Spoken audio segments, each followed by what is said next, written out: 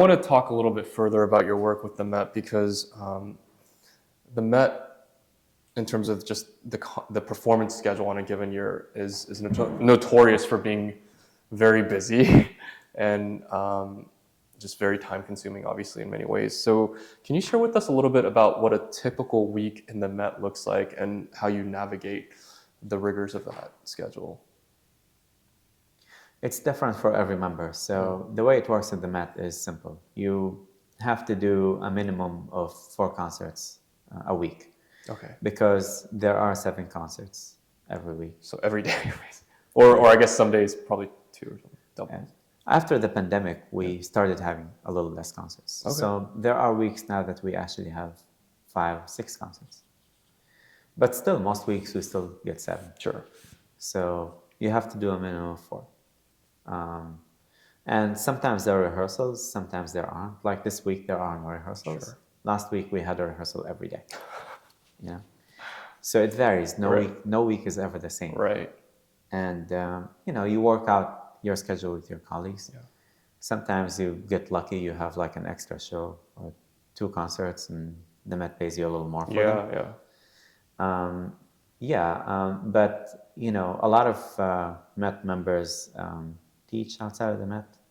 So it's not the only thing they have going,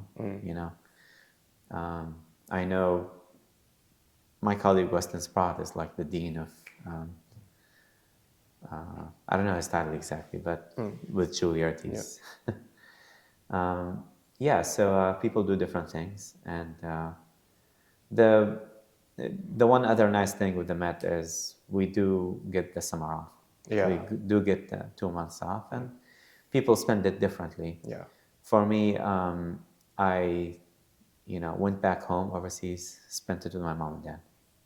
For me, there's nothing better. But other people, they go around, they do music festivals. So the beautiful thing with the Met is it is hard work, but you get a break. And since Yannick Nézet-Séguin has joined, we've started touring more. Great. And it looks like every year we're going to have a tour. That's amazing. 2 years ago, we went to, not 2 years, last year, we went to Europe. We had a European tour. It's just amazing. Yeah. The best. And this year we went to Asia. Oh, okay. Yeah. And after Asia, one colleague organized a small chamber music tour for us. And just a few of us went to China. Okay. Yeah. That's amazing. We had the time of our lives. Yeah. And again, this is one thing that, we truly are fortunate being musicians, that we get to do. Yeah. Traveling and with Yannick now, it looks like we're going to tour a little bit more. So I can't wait for the years that are coming.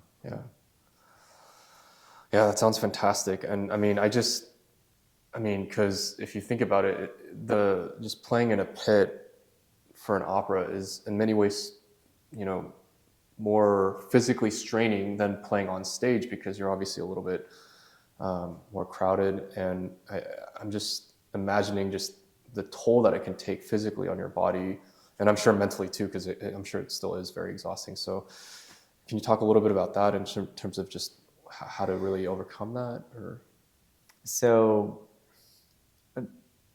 okay, there's 2 parts of it. Playing in the pit has its pros and cons, right? And, one con is that you're not playing on stage, so the focus is not entirely on you. Right. That also could be a pro. A pro, yeah. Because you're just playing, you have the part in front of you. Right. For me, I see the conductors right there. So it's a beautiful thing. And you're not per se like focused in the audience. You're just focused on your part, trying to give it your best. Sure. Do I get nervous? I do. I still get nervous. Right. But it's not like the lights are just like situated at you. Right. Now, I have 2 parts of my job. There is the one part where I have to play second flute, and then the other part where I play piccolo. When I play second, there are harder parts than others. But at this point, I feel like after 15 seasons, I know my operas. Yeah. I know the major operas. Yeah. I think we have our flute section is pretty strong. Yeah. We have two strong principals. Our piccolo player is amazing, Stephen Mortimer. And, you know, our associate, Corin McCaffrey. Amazing players. Yeah. Really great section.